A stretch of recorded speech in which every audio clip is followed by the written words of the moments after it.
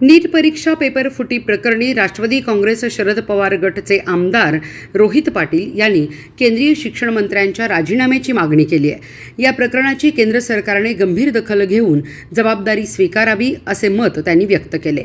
सांगली येथे माध्यमांशी बोलताना आमदार रोहित पाटील म्हणाले की पेपर लीक झाला म्हणून केवळ काही व्यक्तीवर कारवाई करण्याचे काम केंद्र सरकार करत असेल तर ते चुकीचे आहे। या प्रकरणामुळे लाखो विद्यार्थ्यांचे आणि त्यांच्या कुटुंबाचे भवितव्य धोक्यात आले, त्यामुळे केंद्र सरकारने याची संपूर्ण जबाबदारी घेतली पाहिजे। ते पुढे म्हणाले, नीटसारख्या महत्त्वाच्या आणि संवेदनशील परीक्षेत पेपर फुटीचा प्रकार होणे अत्यंत गंभीर बाब आहे।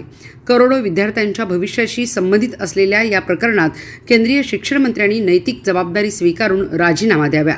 यावेळी त्यांनी केंद्र सरकारवर परीक्षेच्या व्यवस्थापनाबाबतही टीका केली। नाही असं काय नाही, मला तटकरे साहेब आणि प्रफुल्ल पटेल साहेब या लोकांनी तर माझ्या वडिलांबरोबर राजकारण केलेले लोक आहेत आणि त्यांच्या बाबतीत मी काही बोलणं योग्य नाही आणि साहेब त्यांच्या परीने निर्णय घेतील अशी मला अपेक्षा आहे। नीटच्या खरं तर परीक्षेबाबतीमध्ये प्रचंड संवेदनशील विषय हा संपूर्ण राज्यात आणि देशात आहे। आज मला बरेच विद्यार्थी भेटत आहेत ज्यांना परीक्षा चांगली गेली होती, पण जर प्रत्येक वर्षी दरवर्षी यावर्षी सापडले म्हणून यापूर्वी काय झालं हे सांगता येत नाही आणि परीक्षेचा पेपर लीक झाला म्हणून कोणावर तरी जबाबदारी ढकलायचं काम केंद्र सरकार करत असेल तर ते चुकीचं आहे।